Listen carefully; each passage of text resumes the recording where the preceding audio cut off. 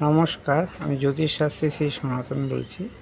আজকে আপনাদের বলবো হচ্ছে মঙ্গলের মহাদশা সম্বন্ধে। মঙ্গলের মহাদশার সময় জাতকে কি কি শুভ ফল লাভ হয়, মঙ্গলের মহাদশায় জাতক কি কি পেতে পারে বা কি কি হারাতে পারে, বা কি শুভ কি অশুভ হতে পারে। মঙ্গল হচ্ছে একটা অশুভ গ্রহ, সময়ের ক্ষেত্রে শুভ, সময়ের ক্ষেত্রে অশুভ। মঙ্গলের দশায় কিন্তু নানা রকম দুর্ঘটনাগুলো ঘটতে পারে এবং মঙ্গলের দশায় অস্ত্রোপচার, মঙ্গলের দশায় নানা রকম অ্যাক্সিডেন্ট যোগও হয়ে থাকে এই মঙ্গলের দশায়। কিন্তু মঙ্গল যদি শুভ গ্রহে থাকে তাহলে এইসবের কোনো ভয় থাকে না। মঙ্গল যদি অশুভ জায়গায় থাকে তাহলে কিন্তু এই সব অস্ত্রোপচার, হাত ভাঙা, অ্যাক্সিডেন্ট, যে রক্তপাতের যে কোনো ঘটনাগুলো ঘটতে পারে। তো মঙ্গলের দশায় আপনার কি হতে পারে বা কি শুভ হতে পারে সেটা জানতে সবারই ইচ্ছুক হয়। এবং আপনার এখন কি দশা চলছে, আপনার মঙ্গলের দশা চলছে কি না সেটা আপনি দেখুন, এবং আপনার মঙ্গল কোথায় আছে সেটা দেখুন। মঙ্গল যদি শুভ থাকে শুভ হবে, মঙ্গল যদি অশুভ থাকে তাহলে কিছু কিছু ক্ষেত্রে অশুভ সৃষ্টি করে এবং অন্য অন্য গ্রহের অন্তর্দশায় আবার শুভ ফল আসে। আমার মোবাইল নম্বর হচ্ছে 9333828747।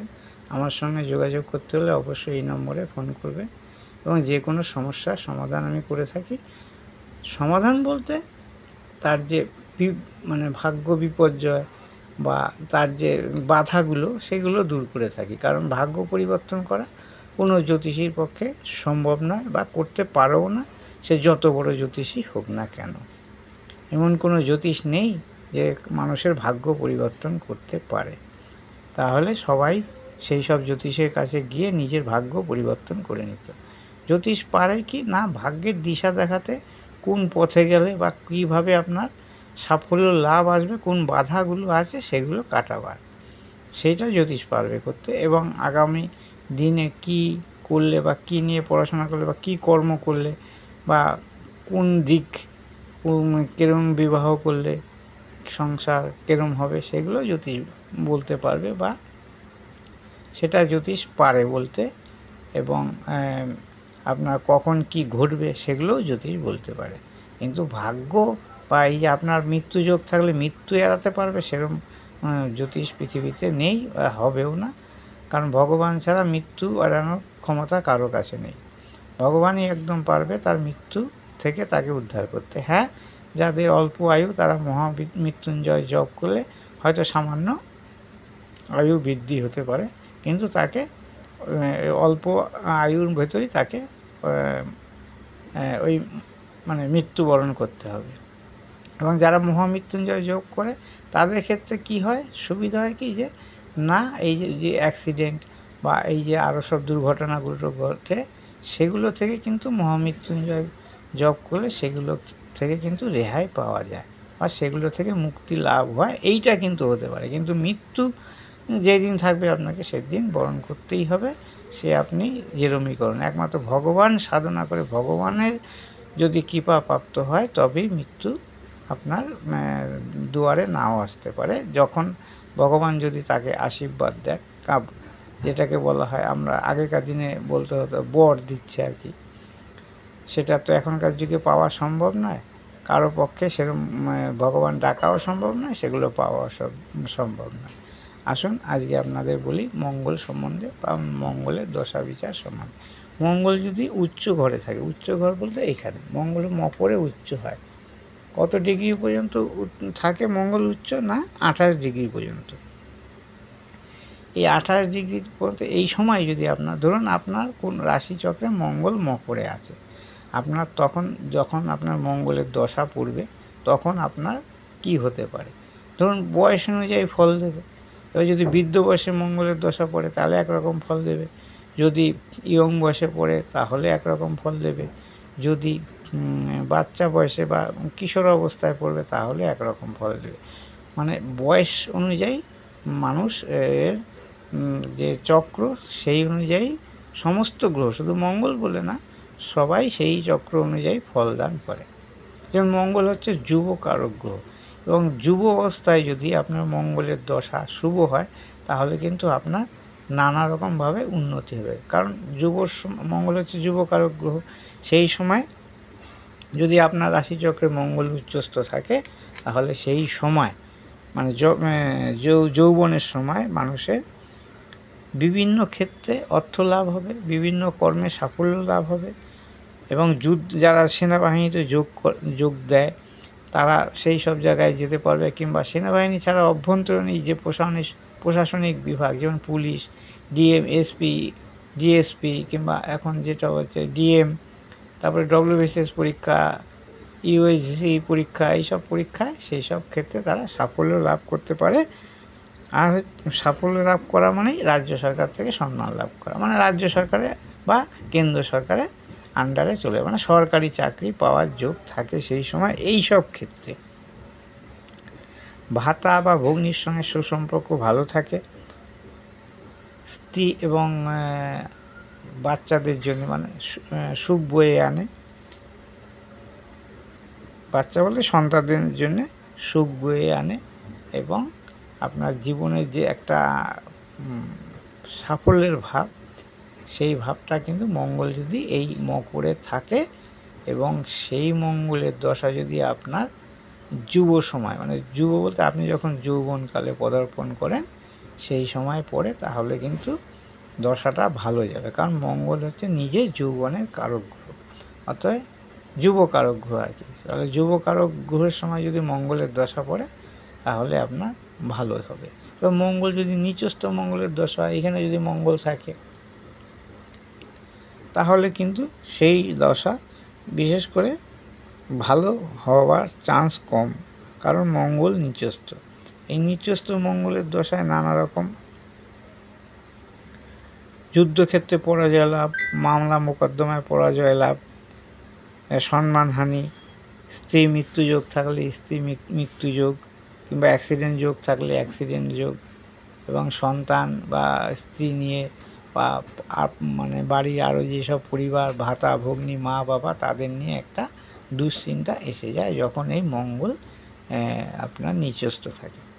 এই মঙ্গল নিচস্থ থাকলে নানা রকম ভূমি নাশ হয়, অর্থ নাশ হয়, কিংবা ওই সেনাবাহিনীতে চাকরি করতে গেলে সেখানে যখন যুদ্ধক্ষেত্রে অনেক সময় মৃত্যুযোগ থাকলে মৃত্যু হয়, কিংবা যুদ্ধক্ষেত্রে আহত বা অপায় মানে যেটাকে বলে দুর্ঘটনা ঘটার সম্ভাবনা থাকে যদি যারা সেনাবাহিনী বা অন্য প্রশাসনিক বিভাগে যেই সব ক্ষেত্রে মানে অস্ত্র নিয়ে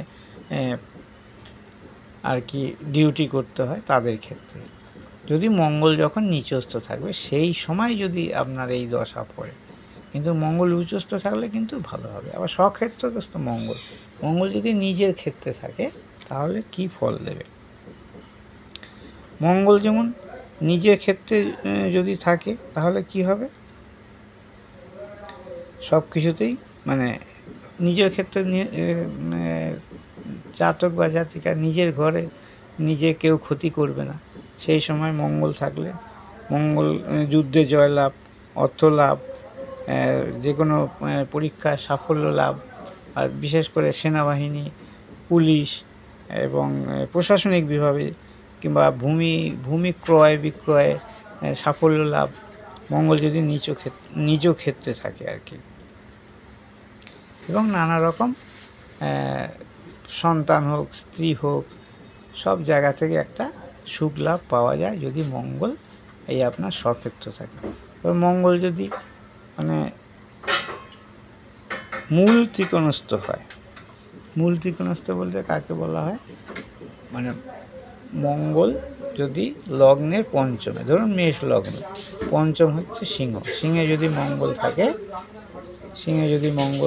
আর হচ্ছে মূল ত্রিকোণস্থ সিংহে মূল ত্রিকোণস্থ নয়, এটা মূল ত্রিকোণে থাকে, এটাকে ত্রিকোণ বলা হয়।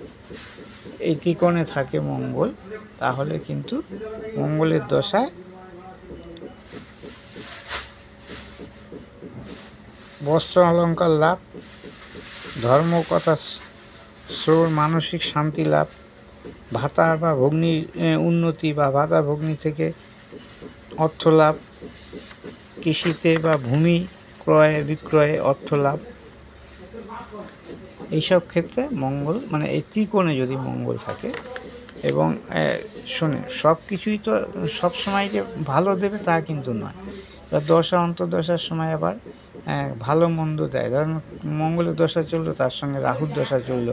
রাহু যদি মঙ্গলের অষ্টমে থাকে তাহলে কিন্তু সেই সময় জাতক বা জাতিকায় কিন্তু শুভ ফল দেবে না।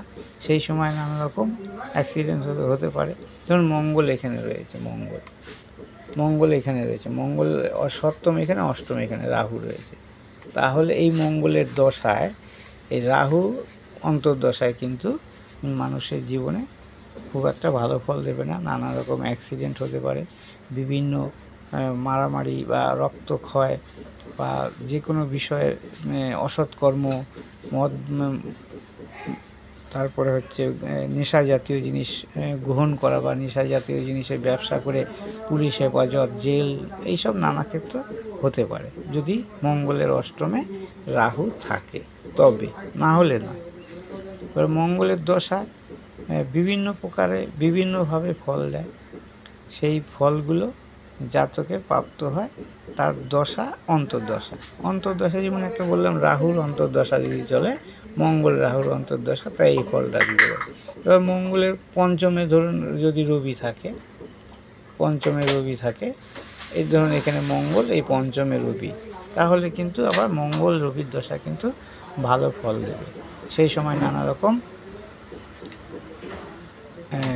অর্থপ্রাপ্তি, ব্যবসা ভালো, ভূমি ক্রয় এবং অর্থনৈতিক ভাতাভগ্নি থেকে সুখ লাভ, সন্তান থেকে সুখ লাভ। যদি কারো সন্তান হয় সেই সময় সন্তান জন্মে তার সুখ লাভ হবে।